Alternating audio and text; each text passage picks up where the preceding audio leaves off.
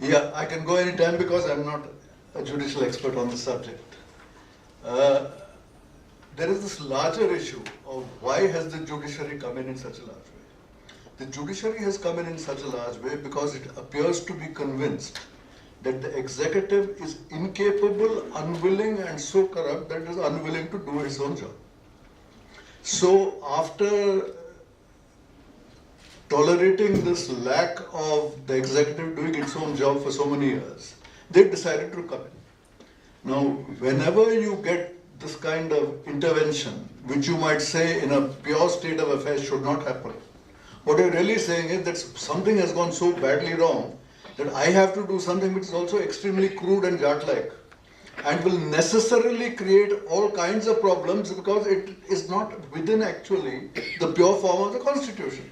So when I myself am bulldozing into an area that is not mine, there are no clear fine rules on how bulldozing is supposed to be done. Now in some sense we are getting down to the situation of asking, okay, one of two things. Either the executive reforms itself and the judiciary retreats, or else we try and get better rules for the bulldozing. Of these two alternatives, the notion that the executive is suddenly going to become honest and behave itself and the Supreme Court will have no reason to entertain PILs, that appears to me so unrealistic. I think that particular thing one has to rule out. Even if you do get some improvement in the administration, there would be no sense of conviction that this would last. And in any case, you just take a look at what's happening to various chief ministers. Jayalalitha is basically in jail and Mamta is under pressure and Naveen Patnaik is accused of having given enormous numbers. So, even the guys who are supposed to be relatively efficient, like Tamil Nadu or Naveen Patnaik has won 4 elections in a row. But we get at the situation where the executive is under grave suspicion. Therefore, the judiciary is going to bulldoze him. All right. Then the question is, how do we arrange for the bulldozing to be within certain limits and lay down certain norms, and who is going to do it? Everybody is shit scared of the judiciary. They say, you take on the judiciary, you're just getting into trouble. The returns on this kind of action is very low. Prashant Bhushan is a gentleman who can spend all his life only doing PILs. He is rich enough to be able to afford it. Who is going to do this opposite thing of instead of judicial activism, say let us contain judicial activism? All I can say is, I don't know who is going to do it, but some of you will have to do it. It is not going to happen on its own. The persons to take this up cannot be industry, by definition, because the industry itself has a vested interest. So just like Prashant Bhushan and various others are, on their own, they have decided to go on a crusade. Within civil society, some people will have to say, look, we appreciate the need for judicial intervention, but what is happening has gone completely beyond control. And it's very easy to make the case that it's gone beyond control. I mean, to my mind, in fact, whatever may be on the coal case, it was to my mind the biggest misjudgment was done in the telecom case.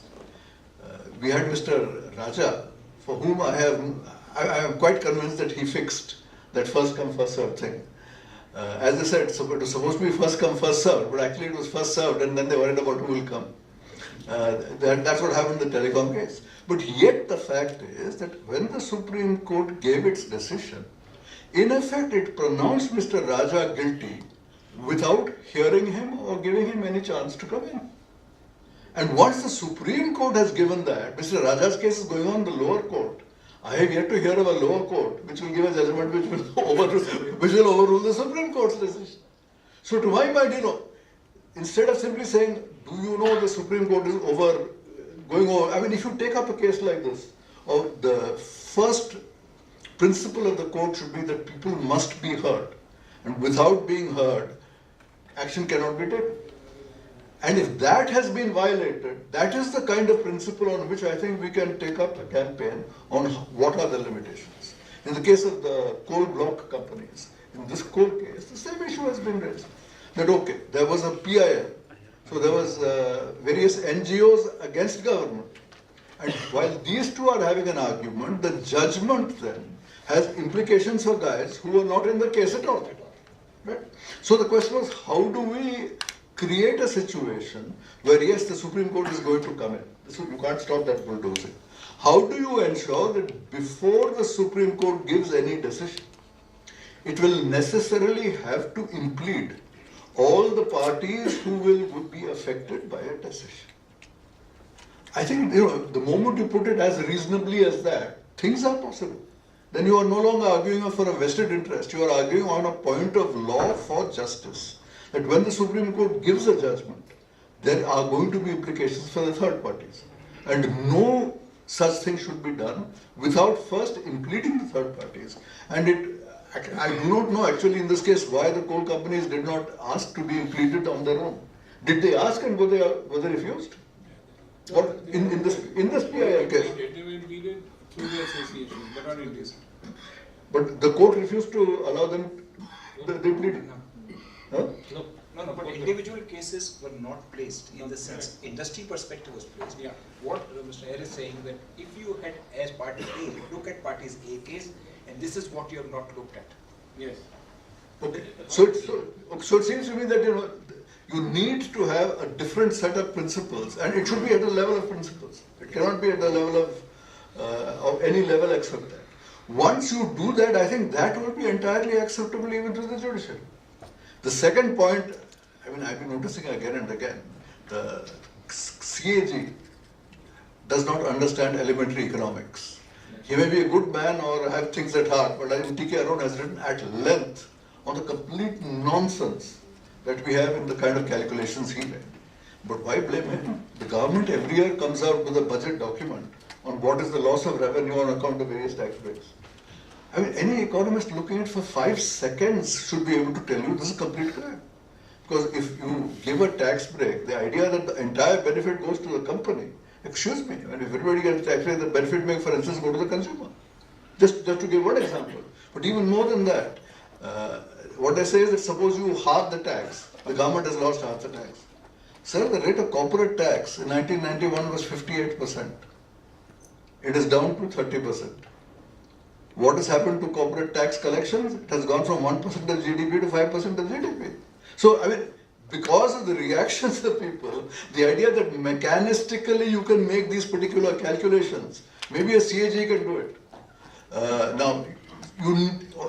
There needs to be an economic panel explaining these things. And that economic panel should not be hired from Jawaharlal Nehru University, even though TK comes from there. There needs to be a wide spectrum of people, and you need to get into the cost and benefit of various remedies that the Supreme Court decides are just. Because the Supreme Court believes that it is taking these costs and benefits into account.